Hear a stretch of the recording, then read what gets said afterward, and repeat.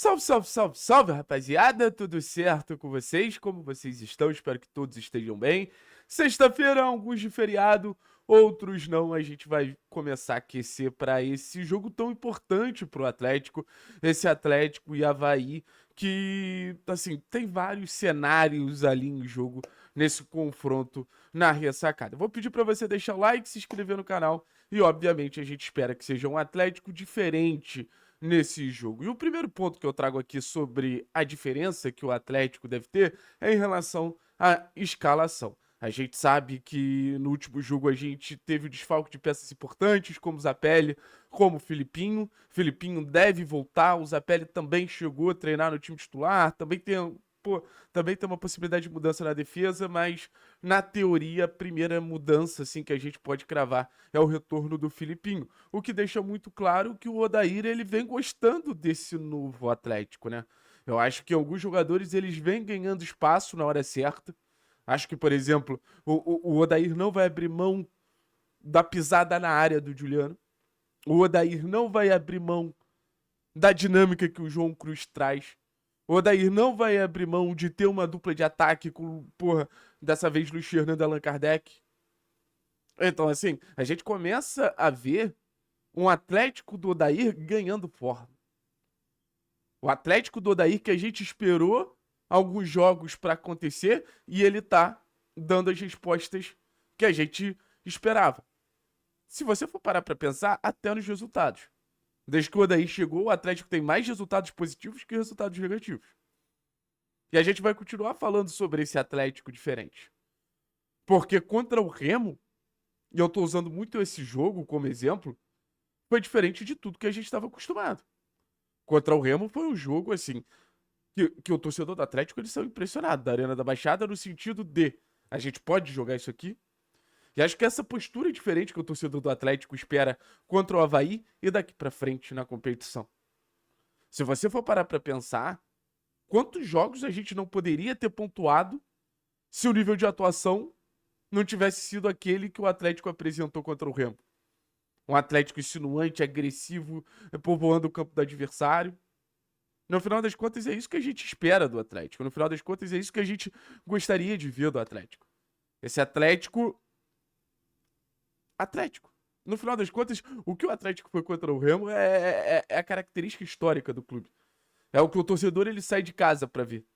É o que o torcedor gosta de ver, principalmente jogando na Arena da Baixada. Mas eu acho que a competição da Série B ela é tão equilibrada que ela permite que os jogos dentro de casa e fora de casa tenham até um comportamento parecido.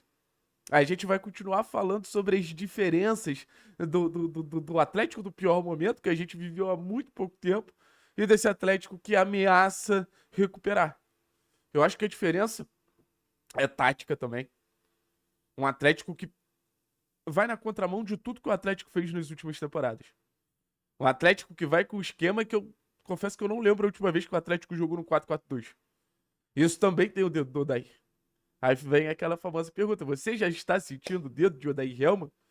Porque se você for botar na ponta do lápis, cara, jogar com dois meias, que, beleza, o João tem pegada, mas você, botar o Juliano ali, optar por jogar por dois volantes também, é uma dinâmica tática muito diferente que você corre alguns riscos.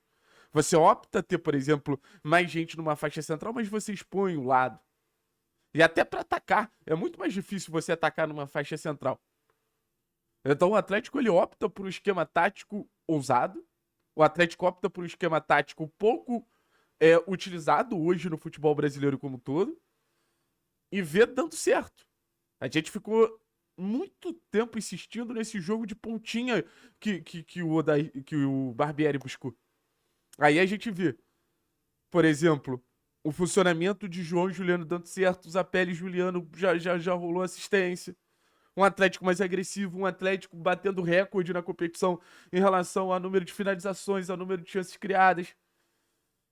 Então, no final das contas, é muito interessante ver o Atlético mudando e dando respostas nesse aspecto. E voltando a falar agora exclusivamente sobre o jogo contra o Avaí, cara, é um jogo que, pra mim, já marca o início do Atletiba. Pra mim, o Atletiba já começou. É uma rodada que, pô, o Atlético pega o Avaí em crise, com o salário atrasado, enquanto o Coritiba pega o Cuiabá, que é mais um time que tá na parte de cima da tabela. Então, pra mim, é muito claro. Coritiba empatando com o Cuiabá, Atlético ganhando do Avaí, a gente vai pro Atletiba podendo ultrapassar o Coritiba. A gente precisa fazer a nossa parte. Mas se a gente vai para esse confronto direto, podendo se aproximar do G4, quem sabe até entrar no G4 contra o nosso maior rival na nossa casa, aí a gente vai ter um novo jogo mais importante do ano. Aí a gente vai ter um novo jogo mais importante da temporada. Então, assim, é um jogo que o Atlético precisa levar muito a sério. É um jogo que o Atlético precisa entrar com o mesmo espírito que entrou contra o Remo. É um jogo que o Atlético precisa ter um nível de atuação altíssimo. Porque no final das contas, cara, se você for botar na ponta do lápis assim, o Atlético nunca foi o time que correu pouco. O Atlético era um time um pouco competitivo dentro de uma desorganização. E a chegada do Odair, ela ataca exatamente esse cenário. De um Atlético que mostra que pode pontuar constantemente, pontuou contra o Atlético, pontuou contra o Operário, pontuou contra o Remo. E de um Atlético que ataca o seu pior inimigo, que era aquela desorganização tática absurda. Óbvio que o Atlético ainda precisa de reforços. Mas eu acho que o Atlético ele até começa a preparar o terreno para os reforços num cenário mais organizado. Num cenário mais próximo de fazer acontecer. A bagunça que a gente estava 5, 6 rodadas atrás era impensado. A gente começa a ver até os jogadores rendendo mais individualmente. A gente vê uma melhora coletiva para ver os jogadores rendendo mais coletivamente. Já citei vários aqui. O Cauã tá crescendo, João tá crescendo. O João tá jogando muito, cara. O João tá jogando muito. Hoje, se dá pra dizer, a principal engrenagem pro time do Atlético funcionar é o João Cruz.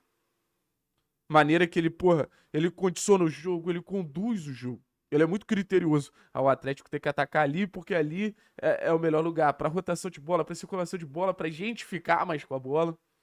Pra gente mudar esse estilo de jogo e poder jogar mais pelo meio, pra viabilizar o cenário do jogo que o Odair quer desenvolver, cara, muita coisa passa pelo João. Quase tudo passa pelo João. E eu não sei, tem até que pesquisar. Mas se duvidar, o jogo que a gente perde, eu não lembro se o João tá em campo. Que é o jogo contra o Atlético Goianiense. Vou até abrir aqui pra fazer essa apuração ao vivo com vocês. Porque a gente vem, ó, vitória Brusque, vitória Atlético, empate Operário, Atlético Goianiense derrota e Remo vitória. Exatamente. Exatamente. Olha isso aqui. Contra o Brusque, João Cruz titular. Contra o Atlético, com certeza o João jogou porque deu assistência pro gol do Renan. O João não foi titular, mas entrou no jogo. O Isaac foi titular nesse jogo. Aí contra o Operário, o João participa do primeiro gol, com certeza joga. E contra o Remo joga também. Então olha a importância desse moleque. Olha a importância desse moleque. Então a gente vai conhecer bastante sobre esse jogo, vai falar sobre questões táticas, vai falar sobre questões de tabela. E que o Atlético continue trazendo paz pra nossa vida e que o Atlético continue nessa arrancada pra gente voltar o mais rápido possível pra Série A. Conseguir a pontuação, porque o ano ainda vai ser muito longo. O Atlético se enrolou e o ano vai ser muitíssimo longo. Valeu, pessoal. Tamo junto, é nóis.